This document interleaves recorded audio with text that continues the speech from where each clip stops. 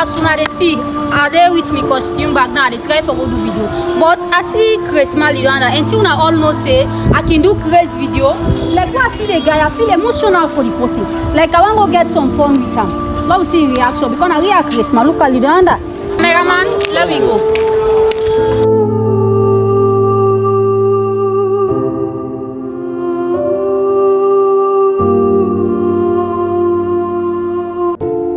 Now the food this. The food is.